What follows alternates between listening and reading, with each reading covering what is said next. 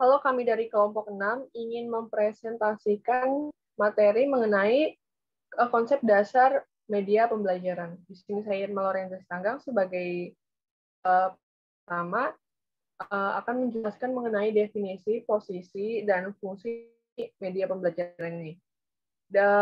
Kata media ini berasal dari kata medium yang artinya perantara atau pengantar terjadinya komunikasi dari pengirim menuju penerima.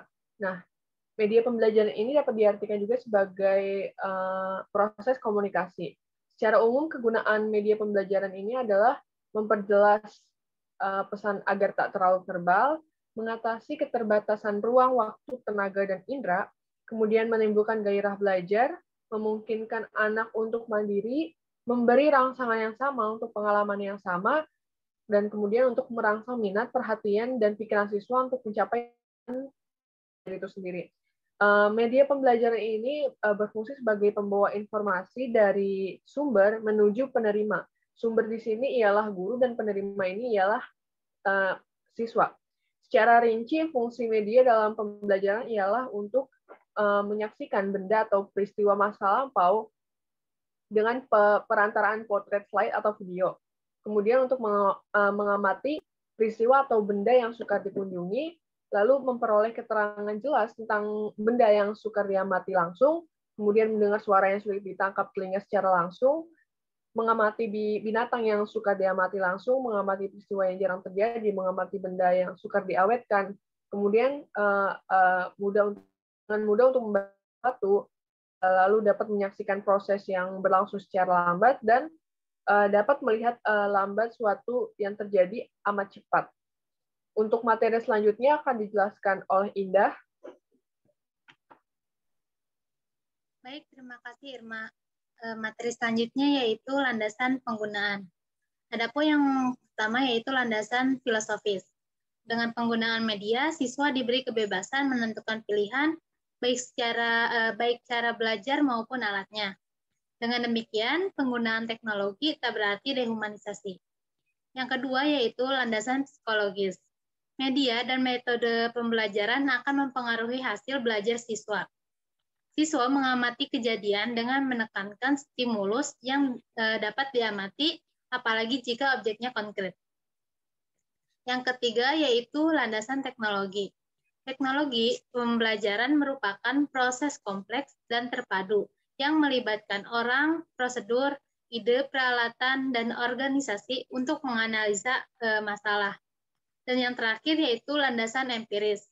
Ada hubungannya terkait penggunaan media pembelajaran dengan karakteristik belajar siswa, sehingga penggabungan media audiovisual akan menjadi lebih efektif.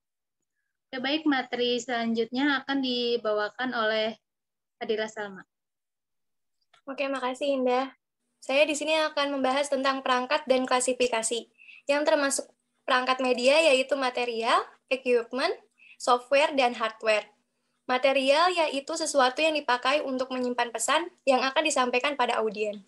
Sedangkan equipment dipakai untuk menyampaikan sesuatu yang terdapat dalam material pada audien.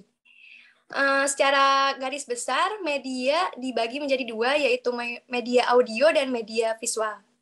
Oke, selanjutnya akan dibahas oleh rekan saya, yaitu Karin. Terima kasih, Fadila Salma. Selanjutnya yaitu materi tentang karakteristik media pembelajaran dua dimensi. Yang pertama itu media grafis, penyajian secara visual yang menggunakan titik-titik, garis, dan simbol visual untuk menggambarkan pesan yang akan disampaikan. Yang kedua yaitu media bentuk papan, terdiri atas papan tulis, papan template, dan papan magnet. Dan yang terakhir yaitu media cetak, terdiri atas majalah, koran, buku pelajaran, dan lain-lain. Untuk materi selanjutnya akan dijelaskan oleh Nur Laila. Oke, terima kasih Karin. Saya Nur Laila akan menjelaskan materi tentang karakteristik media pembelajaran 3 dimensi. Media 3 dimensi adalah sekelompok media tanpa proyeksi yang penyajiannya secara visual 3-dimensional. Kelompok media ini dapat berwujud sebagai benda asli baik hidup maupun mati, dan dapat pula berwujud sebagai tiruan yang mewakili aslinya. Benda asli ketika difungsikan sebagai media pembelajaran dapat dibawa langsung ke kelas atau siswa sekelas dikerahkan langsung ke dunia sesungguhnya di mana benda asli itu berada. Karakteristik media pembelajaran 3 dimensi. Yang pertama adalah belajar benda sebenarnya melalui widya wisata. Widya wisata adalah suatu penyajian bahan pelajaran dapat dengan membawa siswa langsung kepada objek yang akan dipelajari. Terdapat di luar kelas. Pada umumnya metode ini adalah karena objek yang akan dipelajari hanya pada di tempat di mana objek itu berada. Dan yang kedua adalah belajar melalui benda sebenarnya melalui spesimen. Spesimen adalah benda-benda asli atau sebagian benda asli yang digunakan sebagai contoh. Dan yang ketiga adalah belajar melalui media tiruan. Media tiruan sering disebut sebagai model. Belajar melalui model dilakukan untuk pokok bahasan tertentu yang tidak mungkin dapat dilakukan melalui pengalaman langsung atau melalui benda yang sebenarnya. Dan yang keempat adalah peta timbul. Peta timbul yang secara fisik termasuk model lapangan adalah peta yang dapat menunjukkan tinggi rendahnya permukaan bumi.